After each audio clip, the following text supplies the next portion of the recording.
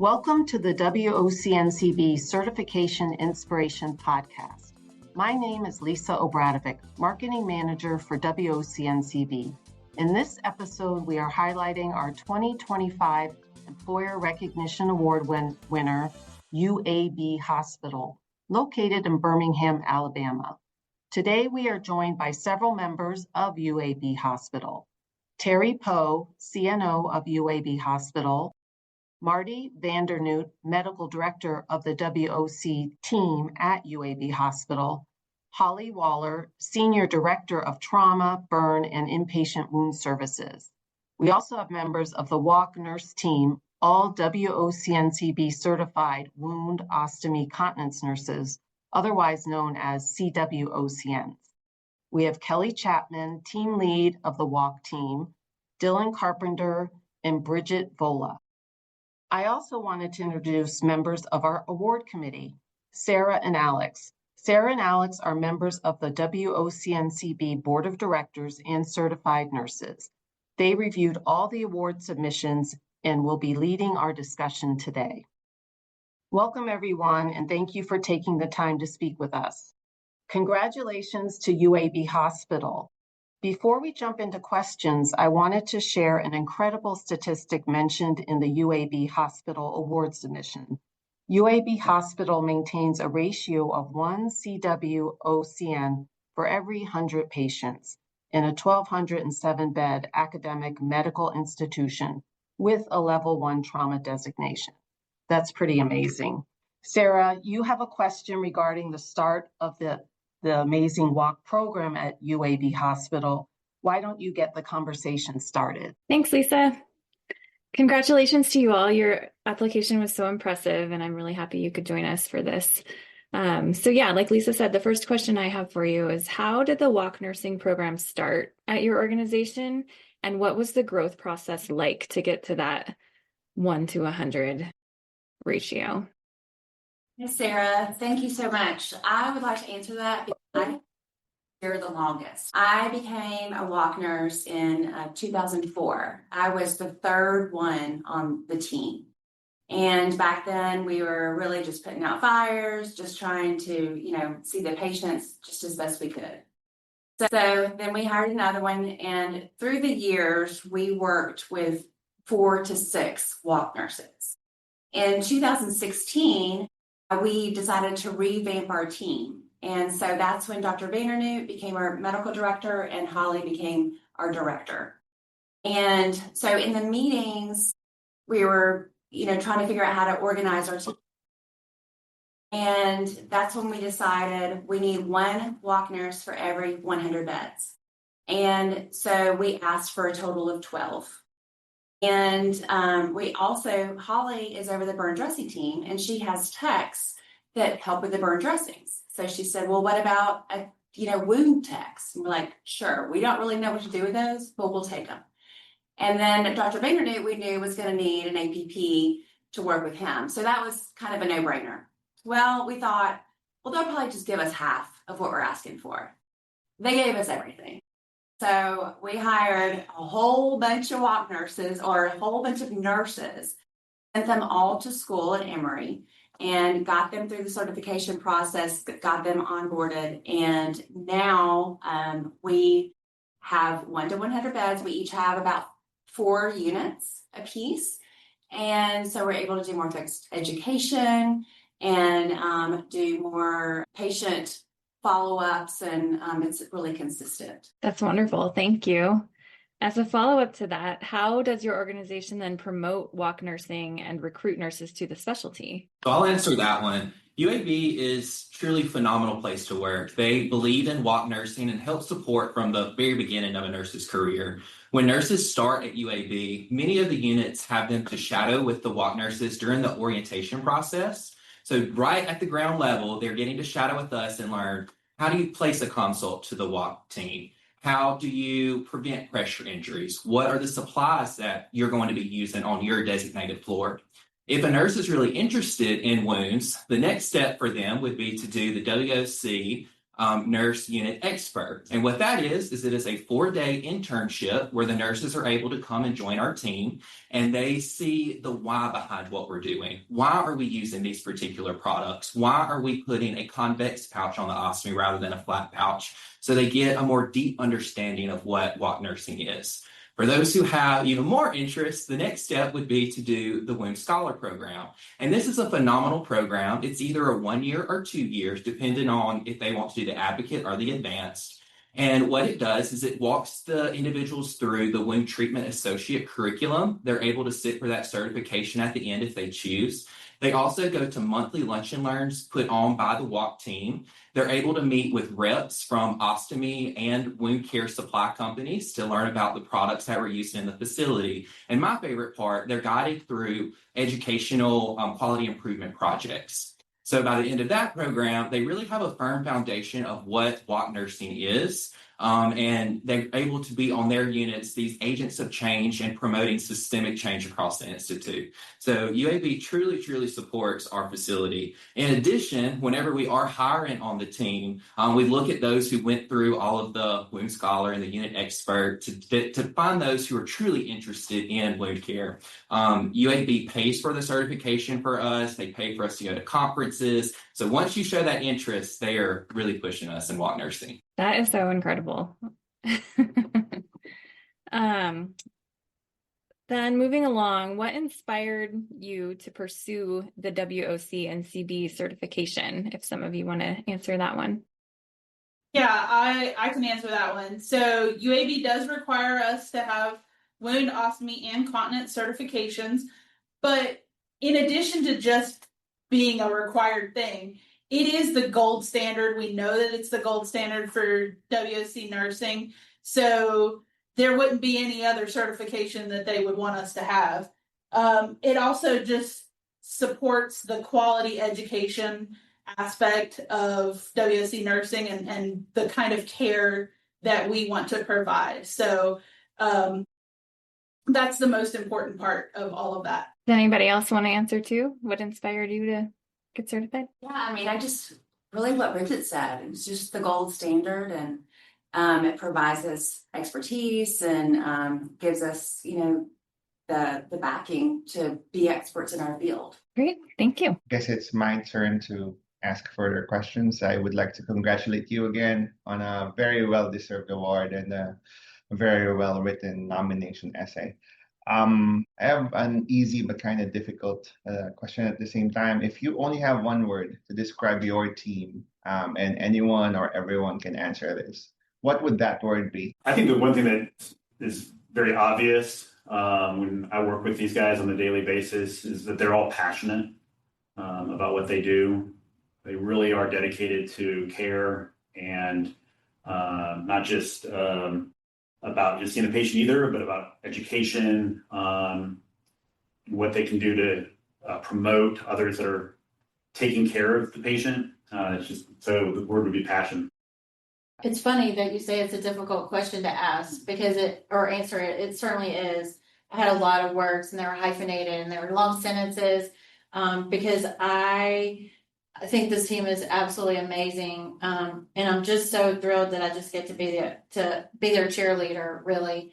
The word that I would come up with probably is empathetic.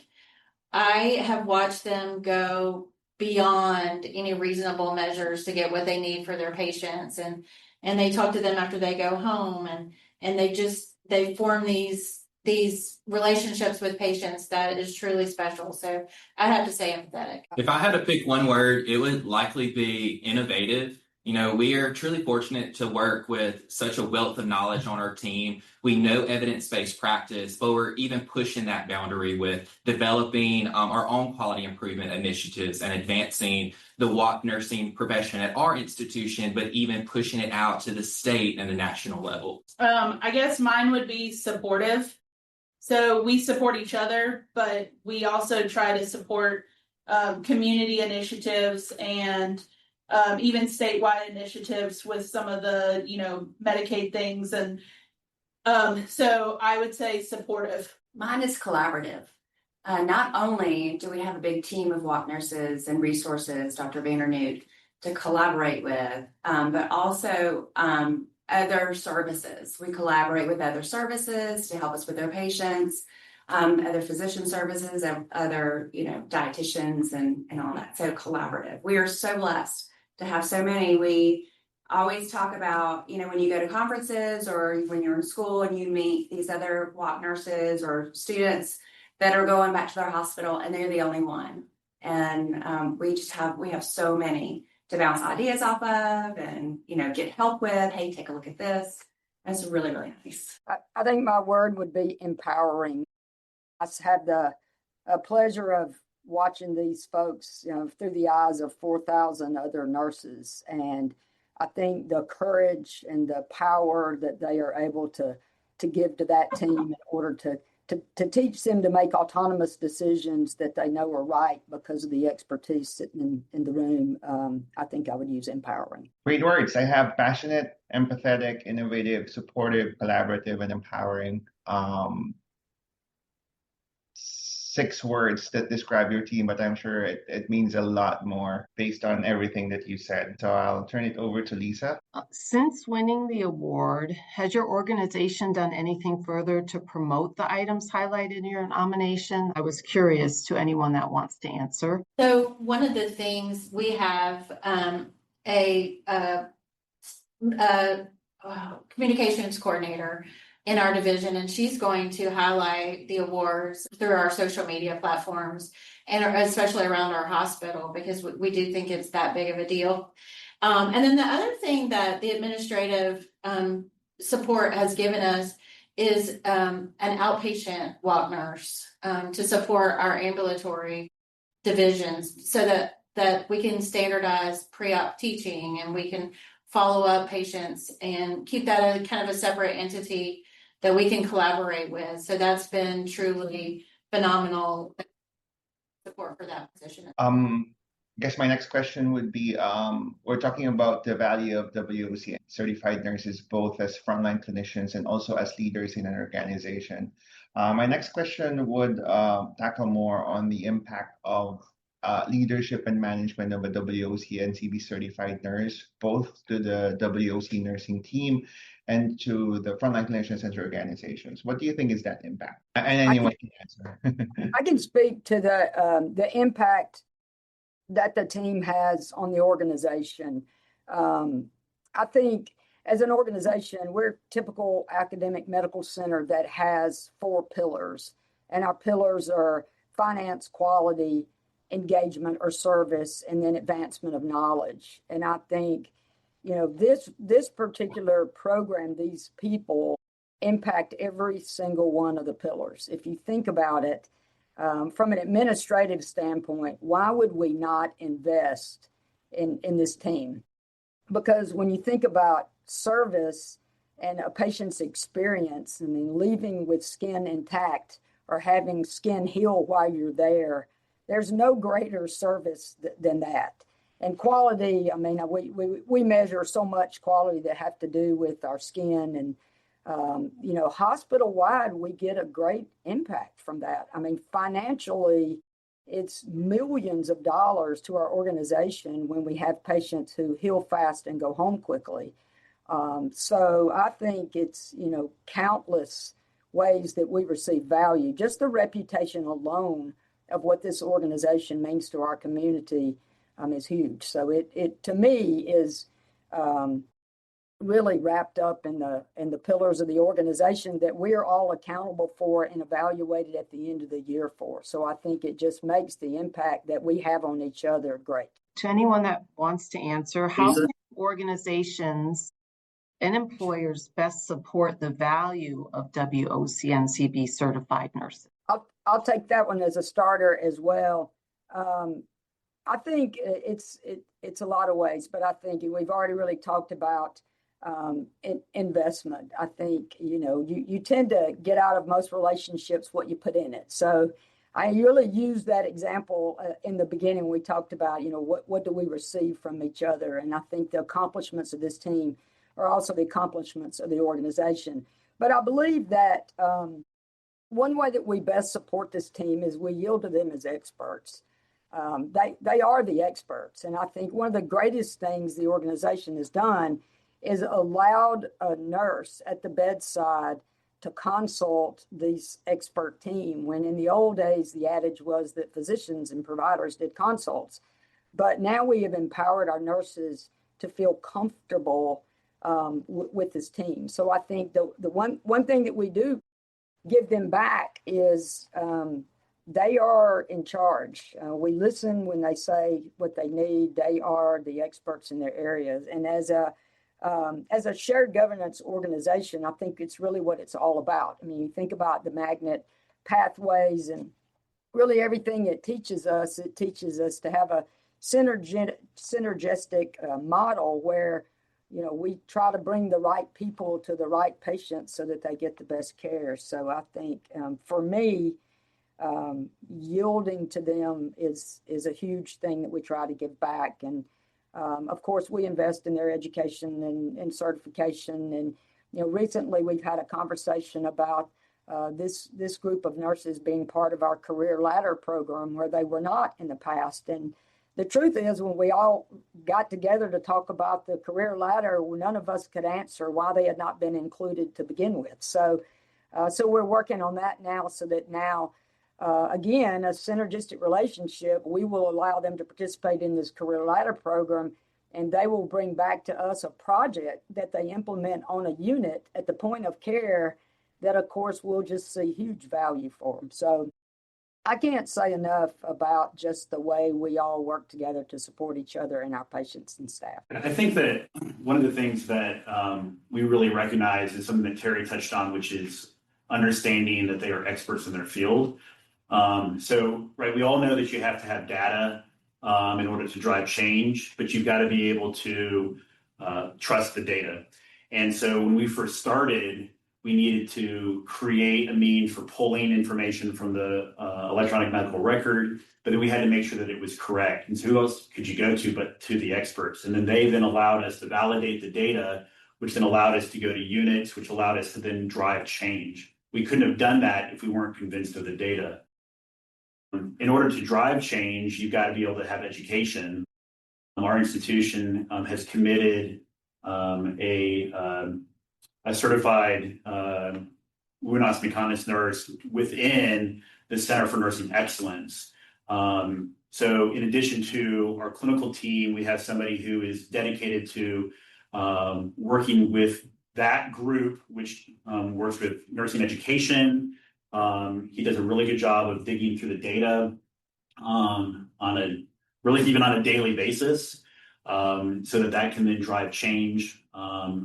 With regards to something that Dylan mentioned, which was innovation, right? We created offloading techniques for patients with tracheostomies, and that had a great success with that. We could never have done that without looking at the data first and then being able to educate really not just nurses, but the entire team, right? We have physicians, nurses, PCTs that all shadow this team. We have physicians that are now part of the Wound Scholar program and going through that because they recognize that if they want to learn, they've got to learn from the best, and that's just these folks on this team. And so the idea is to really lean into that. We even had a physician group request, say, hey, I really appreciate everything you guys are doing, but we'd really love it if they were here 7 days a week. And we're like, that seems like a lot. And yet the organization, UAB said, okay, that's meaningful to our physician leadership. That's what we're going to do. So we actually have 7 day a week coverage that provides care. I want to expound on one other thing that I think is unique to this team, and certainly an advantage that I think other organizations should consider. And I think that's Dr. Vander and our wound certified APP, who's a nurse practitioner. I tell our team all the time, they don't realize how lucky they are to be so close and work so closely with their medical director. Like on Fridays, he sits down, we talk about a case, and everybody gets to go through these challenging cases and get his opinion. And then all the WOC nurses are able to give their opinion on how it should be treated. And if there's a debate on, he's teaching them all the medical side to look at, all the labs that would be interesting or nice to know about. And I really think that relationship and building this team as a complex team has enabled us to work, or enabled them to work more closely with services in the hospital that aren't comfortable taking care of wounds. And I think that has been a direct reduction in length of stay for us.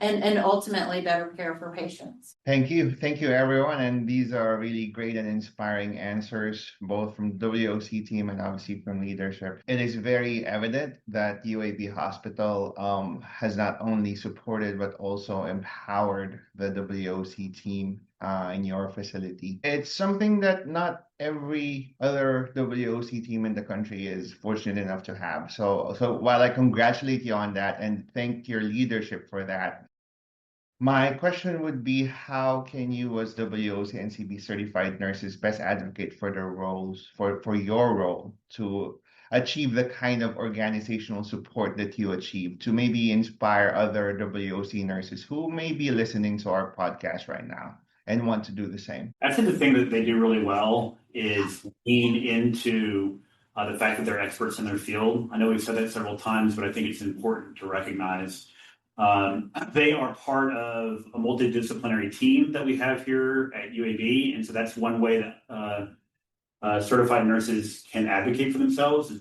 by becoming involved. If you're the expert in pressure injury prevention, then you should be part of the team that is choosing your mattresses, choosing your products that you use. If there's education that's going on, it's good to become involved with that. This team is a great example of that and how they have leaned into that. We have an interprofessional skin team that meets monthly that gets together to talk about pressure injury prevention and all the obstacles that occur with that. They are performing bedside education for the nurses, which I think is just invaluable. You really don't know if you've wedged somebody properly unless you're standing at the bedside with a wedge.